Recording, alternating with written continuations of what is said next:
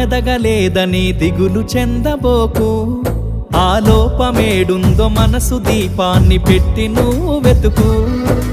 అతుకులమయమని ఎక్కిరించకు బతుకు పుస్తకాన్ని, అది చితిలో కూడా బోధించునురా ఏదో అర్థాన్ని. రాదురా ఏ విజయం నీ కోసం నా కోసం, ఎటుపోదురా నువ్వు చేసిన కష్టం ఎప్పటికైనా సొంతం.